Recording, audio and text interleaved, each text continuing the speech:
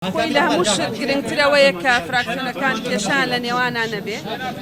و من خۆشحاڵم کێشەی فراکسیۆنەکان ئەگەر لەگەڵ سەرۆکایەتی پەرلەمان بێ ڕەنگە قابیل بێ بۆ چارەسەرکردن. نازانم خۆی لە هەموو شتێک گرنگترەوەیە فراکسیۆنەکان کێشان لە نێوانان نەبێ. ئێمە پەیامەکەیانمان وەرگرت هاتن سەردانی ئێمەیان کرد. دواتر بڕیارە دێن کە ئایا لەگەڵیان کۆ ببینەوە و کەی لەگەڵیان کۆ ببینەوە. بەش بە حاڵی خۆم منیش نیگەرانیم هەیە وەکو سەرۆکی پەرلەمان لەبەرەوە دوای ڕەوینەوەی هەموو نیگەرانەکان بڕیارە دێن لەگەڵیان کۆ ببینەوە. پەرلەمان کۆ نابێتەوە هەتاوەکو بەو شێوەی لێنێت کە خواستی هەموو ئەو هێزانەیە کە لە ناو پەرلەمانی کوردستانە حزوریان هەیە و پەرلەمان ئەو کاتە کۆ دەبێتەوە کە باس لە کێشەکانی خەڵکی کوردستان بکە و ئەو کاتە کۆ دەبێتەوە کە بە شکۆیەکی تایبەت و بە متمانەیەکی تایبەت بچێتەوە ناو بازەوە دەکرێت کۆبوونەوە ناکرێت ئەگەر بەرچاوڕوونی نەبێ سیاسایەک بە شخصی باسی خۆم دەکەم بانگێش بۆ کۆبوونەوە ناکەم تا نەگەمە ئەو بڕوایەی کە کۆبوونەوەی پەرلەمان سوودی هەیە بۆ خەڵکی کورد. بە ناوی خوای گەورە و میهرەبان دیارە دەردەشەیەکمان کرد کە ینی گفتوگۆ و ئیستیشارە و ڕاوێشێکمان کردووە کە چی بکەین بۆ ئەکتیڤکردنی پەرلەمان. بەداخەوە دۆخی پەرلەمان تا ئەم ساتەی کە ساڵێک زیاترە بەردەوامە پەرلەمانێکی ئەکتیڤ و چالاک نییە. هۆکارەکەی ئەوەیە کە تا ئێستا ئەم پەرلەمانە گفتوگۆی لەسەر قەزیە جدیەکان نەکردووە لە کاتێکا تەڵەب هەبووە لەسەر قەزیەی موچە لەسەر قەزیەی نەوت لەسەر قەزیەی خاڵە سنووریەکان لەسەر قەزیەکانی تر و ئێمە پێمان وایە طبعاً بەشێکی ئەمە بەشی هەرە زۆری پەیوەندی بە دەستەی سەرۆکایەتی پەرلەمانەوە هەیە. لە ئایندەی نزیکە پێویستە سەرۆکی فراکسیۆنەکان یەک نوێنەرایەتی فراکسیۆنەکان لەگەڵ سەرۆکایەتی پەرلەمانە زۆر بە ڕاشکاوی بڵێن ئەوە وەزعی خەڵکە ئەوە مەعیشەتی خەڵکە ئەوە بێموچەییە ئەوە بەرەو قەیرانێکی قوڵترە ڕۆین ئەوە دۆخەکەیە. یعنی خۆ ئەبێ ئەگەر ئەم پەرلەمانە قەرارە هەبێت ئەبێ قسە لەسەر ئەم شتە جدیانە بکە ئەبێ قسە لەسەر ئەم قەزیە جدیانە بکە و ئێمە پێمان وایە بەشی گەورەی بابەتەکە لای سەرۆکایەتی پەرلەمانە نەک لای فراکسیۆنەکان تا بێکەوە دانیشین و قەراردەین و ئەوانە. بۆیە قسەی برادەران هەمووی بۆ ئاراستا بوو کە لە ئایندەیەکی نزیکە لەگەڵ سەرۆکایەتی فراکسیۆنە تەمەن لایەنەکانی تریش یەکگرتو و شەروای وتووە نەوەی نوێ و هەموو لایەنەکان وایان وتووە کە بێ پێویستە ئەم پرسە لەگەڵ کۆمەڵ و یەکگرتو و گۆڕان و هەمووی لەگەڵ سەرۆکایەتی پەرلەمانە کۆبوونەوە بکرێت بۆ دەربازبوون لەم دۆخە و ئێمە کۆمەڵە تەڵەبمان کردووە کە دانیشتنی پەرلەمان لەسەر نەوت لەسەر مەعاشی خەڵک لەسەر و قەراراتانەی بۆ چاکساسی دران تا ئێستا نەچوونەتە بواری جێبەجێکردنەوە ئەو قەراراتانەی بۆ گومرگەکان دران لەسەر بژێوی خەڵک لەسەر ئەمانە دانیشتنی پەرلەمان پێویستە لەسەر ئەمانە تا ئێستا خۆی سەرۆکی پەرلەمان لە دەروی معادلەکە نییە. هەنی ئەگەر سەرۆکی پەرلەمان لە دەروی معادلەکە بێت کەواتە پەرلەمان پەکی کەوتووە بۆیە بە دڵنیاییەوە لەگەڵ دەستەی سەرۆکایەتی پەرلەمان ئێمە دانیشین لەگەڵیان کەی دانیشن من پێم وایە من نەچووم ئێستا هەندێک برادەران ڕۆشتوونەم لەگەڵ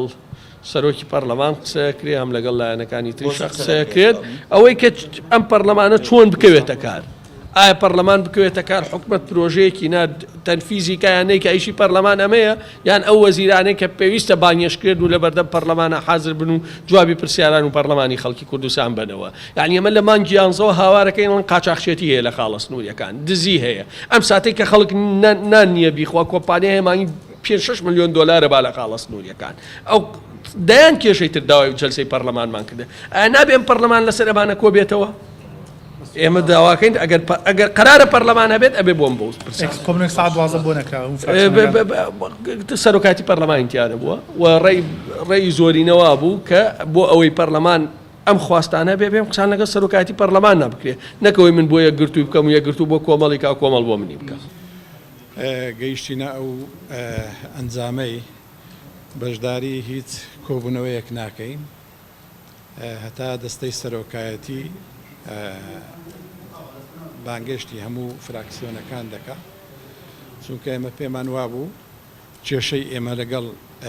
فراکسیۆنی پارتیدانیە یو 6 فراکسیۆنە کێشەیمە لە دەستەی سەرۆکایەتیە پێمان وایە دەستەی سەرۆکایەتی دوو جار هەم پەیڕەوی ناوخۆی پەرلەمانی پێشێر کرد هەم ئەو تەوافقە سیاسیەی کە لە بینی یەکێتی و پارتی واژۆ کرابوو کە ئێمە بە گوێرەی ئیتفاقیە هاتوونەتە ناو پەرلەمان و حکوومەتی هەرێمی کوردستان یەک لە بەندەکانی ئەوەیە لە سەرۆکی پەرلەمان و جێگری سەرۆکی پەرلەمان بە تەوافق و هەماهەنگی کار بکەن بەداخەوە هەفتی پێنج سەرۆکی پەرلەمان لە ناو بینایی پەرلەمان بوو بەڵام جێگری سەرۆکی پەرلەمان و سکرتێری پەرلەمان وێڕای فەرامۆشکردنی یاداشتی هەفت فراکسیۆن هەڵگرتنی پارێزبەندی پەرلەمانتارانیان خستە بەرنامەی کار و کۆبوونەوەکیان ئەنجامدا بۆیە ئێمە پێمان وایە کێشە لە دەستەی سەرۆکایەتیدا هەیە هەتا دەستەی سەرۆکایەتی بەخۆیدا نەچێتەوە میکانیزمی ئیشکردن نەگۆڕی ئێمە بەشداری کۆبوونەوەکان ناکەین چونکە وەکو لە مادەی 24ش بڕگەی سێدا هاتیە پەرلەمانتار بۆینێ ملاحەقە بکرێ بۆینێ لێپرسینەوەی لەگەر بکرێ ئیلا ئەگەر تاوانێکی ئەنجامدابی کێشەی ما پێتان ڕادەگەینم لەسەر کاک سۆران عومەر نەبووە لەسەر مافی هەر 111 پەرلەمانتارەکە بووە چونکە ئێمە پێمان وایە بە هەرگرتنی ئەو پارێزبەندیە کەبکردنی دەنجی ئازادە ئێمە لەگەر کەبکردنی دەنجی ئازاد دانین و هەروەها بەڕێز جێگری سەرۆکی پەرلەمان بەبێ ئەوەی فراکسیۆنی سەوز لە یاداشتەکەی خۆیدا بە هیچ ئیشارەتێک ئاماژەی بە پارتی دیموکراتی کوردستان دابێ ئەو بەڕێزا بەبێ مناسبە هێرشی کردەسەر یەکێتی نیشتیمانی کوردستان ئەوە جێگەی نیگەرانی مەیە خۆ بەخێر بێن خۆشحاڵین بە دیدارتان ئێمە ئەو شەش فراکسیۆنی کە بایکۆتی کۆبوونەوەی پەرلەمانی حوتی پێنجمان کردووە ئەمڕۆ بۆ تاوتێکردنی بارودۆخی پەرلەمان و شێوازی کارکردنی لەمە دوای پەرلەمان کۆ دەبینەوە کە ئێمە پێمان وایە کاروباری پەرلەمان و کاروباری سەرۆکایەتی پەرلەمان بەم شێوە بەڕێوە ناچێ ئەوەی کە لە حوتی پێنج ڕوویدا دووبارە بێتەوە ناکرێ بەڕای ئێمە سەرۆکی پەرلەمان لە باڵەخانەی پەرلەمان بێ بەڵام جێگر و سکرتێری پەرلەمان کۆبوونەوە بە بەشێک لە پەرلەمانتاران بکەن و ناکرێت لە سیستەمی دیموکراسیدا بە حساب و لە سیستەمی فرە حزبیدا ڕێز لە ئۆپۆزیسیۆن یا ڕێز لە ڕای ینی زۆربەی پەرلەمانتاران نەگیرێت لە کاتێکدا کە ئێمە 53 پەرلەمانتار داوامان لە سەرۆکایەتی پەرلەمان کرد بە یادداشتێکی فەرمی کە لابرنی پارێزبەندی پەرلەمانتاران نەخەنە بەرنامەی کارەوە ینی 53 پەرلەمانتار کە ئەمە بە کارێکی باش نەزانین لە کاتێکدا کە لە ڕووی پێڕەویشەوە پێمان وایە و بەڕاستی پێچەوانەی پێڕەوە دەکرێت پارێزبەندی لەسەر تاوانی جینایی پەرلەمانتار زوڵمێکی کرد بێ لە خەڵکێک دەکرێت بەڕاستی پارێزبەندی لابرێ بەڵام لەسەر بە حساب تەرشیر و باسکردنی حکوومەت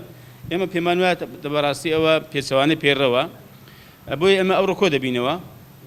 و لەم کۆبوونەوەیەدا کە ئێمە دیارە ئەو فراکسیۆنانن کە فراکسیۆنی یەکێتی نیشتیمانی کوردستانە فراکسیۆنی بزوتنەوەی گۆڕانە و یەکگرتووی ئیسلامیە و فراکسیۆنی ئازادیە و فراکسیۆنی ئەو سربەخۆکانن و لەگەڵ کۆمەڵی ئیسلامی هەڵبەت برانی یەکگرتووبووان نەکراوە بێن بەڵام ئێمە وەکیلی ئەوانیشین بە تایبەتی لەوەی کە ئێمە یادداشتێک بدەین بە سەرۆکایەتی پەرلەمان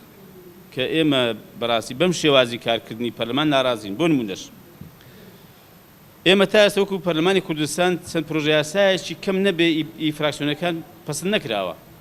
هەر حکوومەت پرۆژە یاسای ناردووە و زۆر جاریش سیفەتی ئیستعجالی پێدرا و پەلەی لێکراوە بۆوان یاسا دەرسوێنراوەتەوە لە کاتێکدا کە کاکەدی و فراکسیۆنانە کاریان چی لەم پەرلەمانە و پاشان پەرلەمان نەیتوانێت بەڕاستی چاودێرێکی چاوتیژ و قایم بێ بەسەر حکوومەتەوە بەڵکو من هەست دەکەم بەڕاستی پەرلەمان بۆتە ینی پاشکۆی حکوومەت چاودێری پەرلەمان دەکا و حکوومەت فەرموو ئەوە ینی بڕیار بەسەر پەرلەماندا فەرز دەکا و ینی لە پەیڕەودا ینی دەسەڵات بەڕاستی زۆرینەی دەسەڵات خاڵێکیان دەستکاری کرد کە ئەو پرۆژە یاسانی کە ڕەهەندێکی کە بارگرانی داریان هەبی یا پارەی تێ بچێت دەبێ حکوومەت موافقە بکە ئێمە دەپرسم لە خەڵک ینی هەموو خەڵک لە حکوومەتیش خۆی دەپرسم ئایا هەر پرۆژەیەک کەم یا زۆر ئایا ڕەهەندێکی دارایی نییە یعنی هەوڵەکانیشی بپارێتی ناچێ هەر باسی هەر شتێکی پارێتی ناچێ باشە پەرلەمان چی بۆ دەمێنێتەوە گەر وابێ یعنی کەواتە هەر پرۆژێکی بترێت دەریکەی دەبێ حکومت بافەقە بکە بەڕاستی کۆمەڵێک بابەتی ئێمە لەسەری دەوەستین و داوا دەکەین کە ئەمە دووبارە نەبێتەوە دیارە ئەم کۆبنەوەی برارە دەکە بۆ لەمەودا چی بکە و ئێمە چ یاداشتی بدەین سەرۆکایەتی پەرلەمان و ئێمە بۆ لەمەودا کۆبنەوەکانی پەرلەمان چۆن دەست پێ بکرێتەوە. بەڵێ فراکسیۆنی یەکگرتوو دکتۆر شێرکۆ چەودەت گوتی ئێمە بەشداری کۆبوونەوە نابین چونکە سەرۆکایەتی پەرلەمان بەشداری کۆبوونەوەکە ناکەن کە لە کاتێکدا ئەوان ئاڵۆزەکەیان دروست کردووە ئەوان دکتۆر شێرکۆ چەودەت گوتی من نایمە کۆبوونەوە کە بەشدار نابم. بەڵێ قسەی لەگەڵم نیش کرد گوتی ئێمە بۆ کۆبوونەوەیە کە داوا بکەین ئەم کۆبوونەوەی داوا بکە کە سەرۆکایەتی پەرلەمان کۆبوونەوەمان پێ بکە ئێمەش لەگەڵین و ئێوەش وەکیل بن بەڵێ ئەمەی گوتووە و ئاساییە واتە موافقی ئەوانەیە ئاساییشە زۆر ئاساییە مەسەرەن فراکسیۆنی یەکگرتوویان ئەوانەیە کە ئێستا لەوێژدا دەنیشین ئاسایی ئێمە ڕامەنجیا بێ زۆر تەبیعیە بەڵام ئێمە وەکو کۆمەڵی ئیسلامی پێمان وایە بەم شێوازە پەرلەمان بەڕێوە ناچێ و نە بەڕاستی ئەو پێناسەی کە هەیەی لە پەیڕەوی نێوخۆدا کە بەرزترین و باڵاترین دەسەڵاتی ینی چاودێریکردنە کە نەیتوانێت بەڕاستی ئەم دەسەڵاتە بەکاربێنێ لێ نەگەڕاوە بەڕاستی حکومەت ئەم دەسەڵاتە بەکاربێنێ و دووەم بەرزترین دەسەڵاتی یاسادانان وەکو باسم کرد یاساکان بەو شێوەی دادەنرێن و مەرجعی سیاسی هەرێمی کوردستانیشە بەخوا کاکە پەرلەمان نەیتوانێت بێتە مەرجعی سیاسی هەرێمی کوردستان حکومەت 50 گەڕی کۆبوونەوەی لەگەڵ بەغدا کردو تەمەن لە میدیاکان بیستمانەوە کە چی گوزەراوە دوای بەزەخت هاتون شتێکیان باس کردووە مازانی وەشتی زۆر تایبەتی باز دەکەن هەرەوە بە لە ڕاگەاندنەکان باسییان کردووە بۆیە ئێمە دەمانێت بەڕاستی ڕۆڵ بۆ ئەم پەرلەمانە بگەڕێتەوە و ڕۆڵ بۆ سەرۆکایەتی پەرلەمان بگەڕێتەوە و ڕێزێکی تایبەتی لە فراکسیۆنەکان بگیرێ ناکرێ ئەم فراکسیۆنانی پەرلەمان بە گشتی دەڵێمیانی بە هەموو فراکسیۆنەکانەوە بە فراکسیۆنی پارتیشەوە بە پێکاتەکانیشەوە کاتێک دابنیشین ئەگەر ئێمە لەسەر شتێک ڕێککەوتین یا زۆرینمان لەسەر شتێک ڕێککەوتین ناکرێت نادیدە بگیرێ بەڕاستی. سەبارەت بە کۆبوونەوەکەی ئەمڕۆی کۆمەڵی ئیسلامی و یەکێتی نیشتیمانی لە هەردوو فراکسیۆنەکە لە پەرلەمانی کوردستان ئێمە بەشدار نەبووین لەبەرەوەی وەکو فراکسیۆنی نەوەی نوێ لەگەڵ استراتیژ و بەرنامەی ئێمە ناگونجێت چکە ئێمە پێمان وایە ناکرێت وەک هێزێکی ئۆپۆزیسیۆن لە پەرلەمانی کوردستان بەشداری هیچ بەرەیەک بکەین چ بەرەی پارتی چ بەرەی یەکێتی چونکە ئەو دوو هێزە هەردووچی لە دەسەڵاتەوە هەردووچی بەرپرسیارن لەو دۆخە نەخوازراوەی کە لە چەند ساڵی ڕابردوو بەسەر هەرێمی کوردستاندا هاتووە و بۆیە ئێمە ناچینە هیچ بەرەیەکەوە و نامانەوێت هیچ لایەنێک بەکارمان بێنی بەڕاستی و بەداخەوە لە ئێستادا پەرلەمانی کوردستان حەقوا بوو کێشەی خەڵک چارەسەر بکەنێک کێشە بۆ خەڵک دروست بکە خەڵک بژێ و ژیانی خراپە وەزعی خراپە بارودۆخی ئابووری خراپە نزیکەی 3 مانگا موچە دابەش نەکراوە دەبواە ئێستا پەرلەمان لە خەمی ئەو بواەکەوە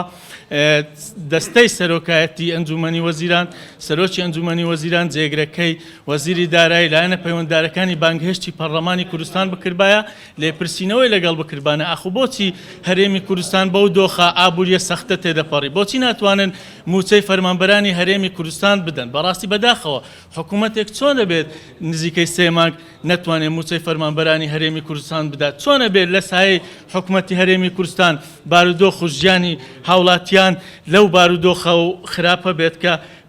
کەس خۆزگەی بۆ ناخوازێتن. سەبارەت بەو بەردەوامبوونی پەرلەمان دیارە ئێمە وەک هێزێکی ئۆپۆزیسیۆن پێمان باشە پەرلەمانی کوردستان بەردەوام بێت چونکە مەسەلەی پارێزبەندێکە و هەموو ئەو کێشانێک کە ئێستا دروستەکرێن ئێمە پێمان وایە سیناریۆی پارتی و یەکێتیە بۆ لەبیربردنەوەی کێشە سەرچیەکانی هاوڵاتیانی کوردستان و پێمان باشە کە پەرلەمانی کوردستان بەردەوام بێ و وەکو باڵاترین دەسەڵاتی یاسادانان و دەسەڵاتی سیاسی لە هەرێمی کوردستان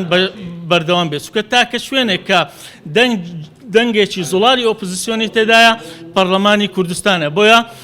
ناکرێت مەسەلەن ئەو دەنگە زوڵاڵی ئۆپۆزیسیۆن کە لە پەرلەمان هەیە بە بیان و جیاواز ئێمە پێمان وایە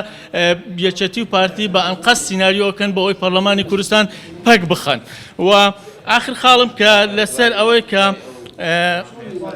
ناکرێت مەسەلەن ئەو هێزانەی تر کە بەشدارن لە پەرلەمانی کوردستان پێمان باشە کە